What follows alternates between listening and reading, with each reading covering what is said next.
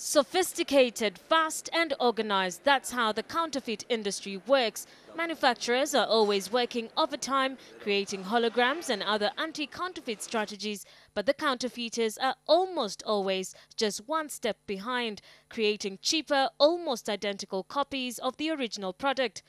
According to Investment Climate Facility ICF for Africa, member states of the East African Community in 2008 lost $500 million in taxes as a result of trade in counterfeits. And the automotive industry is one of those that suffered the most.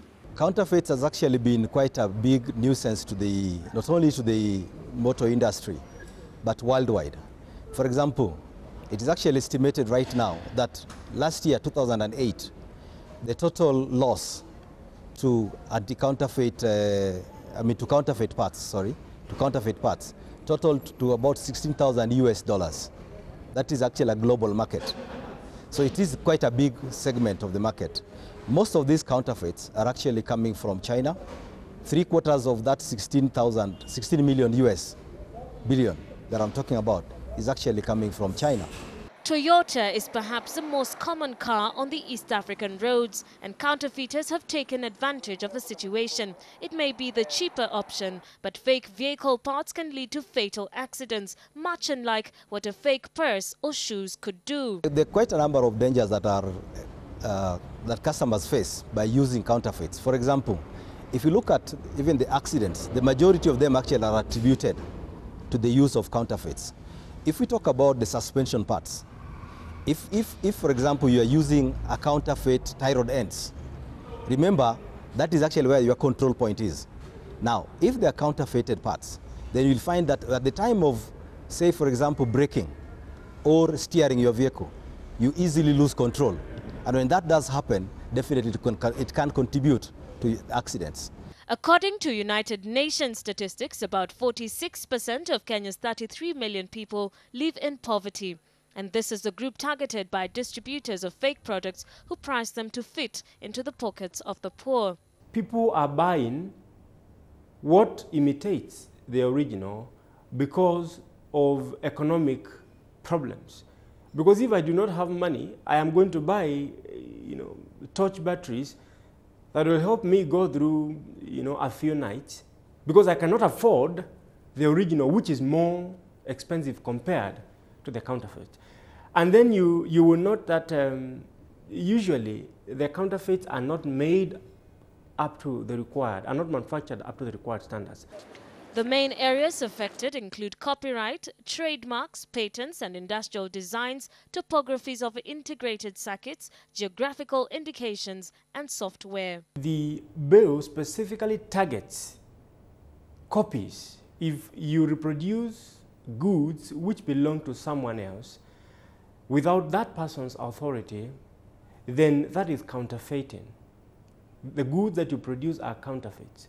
If somebody else has intellectual property rights, that is, he or she is the person who has invented or manufactured originally a particular product, that is the person who ought to license any other person who produces goods of a similar name, of a similar color, of a similar design, and with similar or substantially similar properties. So if you produce goods that belong to someone else without that person's authority, then whatever you have produced is counterfeit. You have infringed on the intellectual property rights. While the anti-counterfeit bill has raised some hope, the act is yet to come into force due to administrative challenges, thereby leaving firms to continue incurring losses. That anti-counterfeit bill that was passed through was to help in regulating the flow of counterfeits into this Kenyan market. Despite that was done, the only element that we still maybe would want to ask the government to help us with, not only us in the motor industry, but total market, is that enforcement of that legislation. There's a lot of lack of that enforcement. Whereas the Kenya motor industry is showing strong signs of recovery after years of sustained sales declines, counterfeited and substandard spare parts pose a serious challenge to the growth of a sector. As you know, fake products or counterfeit products, they look in most aspects, they look very similar to the original product. So even we ourselves, sometimes we've been nearly duped to buying fake products. It is a question of the experience and the knowledge of what you're looking for. At the same time, the Kenya Bureau of Standards has introduced the KEBS quality mark to offer consumers with assurance of the products sold. Now, for locally manufactured goods, we have started the standardization mark scheme, and that one also, all goods manufactured in the country must have a standardization mark of quality, a mark of quality. And goods that do not have that mark find it very difficult to enter the market because we have sensitized business people to ask for the standardization mark of quality on goods that are locally manufactured. The East African communities, however diverse, and fighting counterfeit remains difficult because of the porous borders and different level of legislation and policy on fake goods, a factor that has not escaped attention of policymakers. Now, for locally manufactured goods, we have started the standardization mark scheme, and that one also, all goods manufactured in the country must have a standardization mark of quality, a mark of quality.